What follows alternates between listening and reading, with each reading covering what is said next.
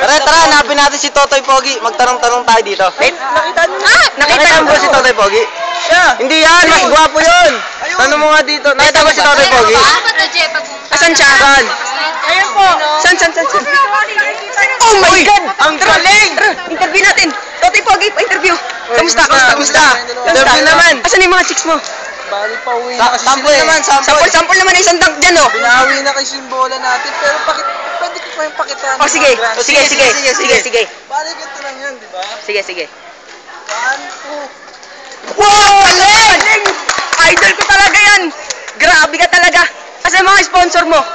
Sample naman dyan kung gaano ka kapogi. Yung mga pogi moves mo, yung mga pogi moves mo. Oh, ayun, chicks, oh. Chicks, oh. Lapit mo yung mga chicks. Lapit yung mga chicks. Sample naman kung gaano ka kapogi. Ay! Oh my God. Hindi naman sa pag-iayabang kasi alam mo problema natin. Amazing! Hindi ka pa nagsasalita, may naghahay na agad sa'yo. Grabe ka talaga. Ikaw na, oh.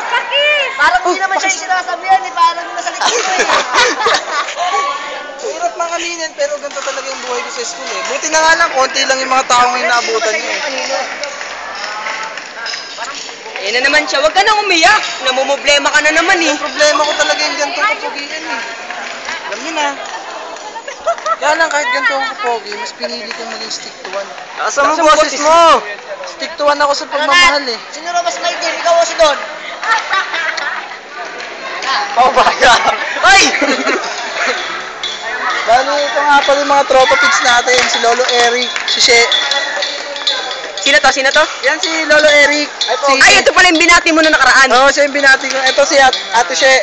Ang puti. Ini. Ang puti rin. Ito nga pala si Justin Baliw. Ang puti rin. Si Geraldine. Ay, bakla. Ay, hindi. Bakla rin. Tapos si Jomar. Then si Pepe. Uy! Pepe? Yan pala yung mga... Napaka-Pilipino ng pangalan mo, men. Bakit Pepe? Yan yung mga tropa natin dito sa AI. Ganito ang buhay ko dito. Pwede ba magtanong? Gaano ba kapogi si Totoy Pogi? Poging-pogi, kamukha yan si Piolo. Ay! Hard! Eh, kaso bakla daw yun eh. Oo nga eh. Tatay Pogi o. Yun o. Oh. Yung nagbibigay ng patatas. Alam niyo na. Grabe ka Hindi na ako talaga. nagsasabi. Ako na yung nagsasabi. Tatay Pogi yung may patatas.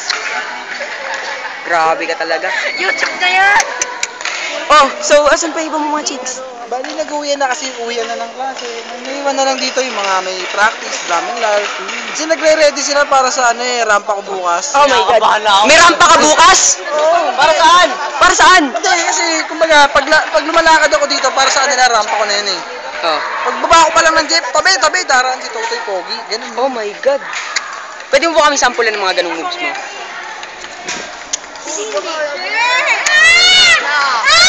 Grabe ka talaga. Moves. Pwede makakita ulit yung isa mong slam dunk Lapit kayo dito. Parang maya na. Wala na kayo. Ito na po si Totoy Pogi ngayon. Gagawin natin yung ala-aliw. Ganun. Sige po. Oh my God, ang galing talaga niya, promise. Napakahusay mo talaga. Yun lang yun. Ay, signature move mo. Bukas na lang ulit. Bukas na ulit. Oo. So, may part 3 pa talaga to. Oo naman. Ito, part 2 pa lang to.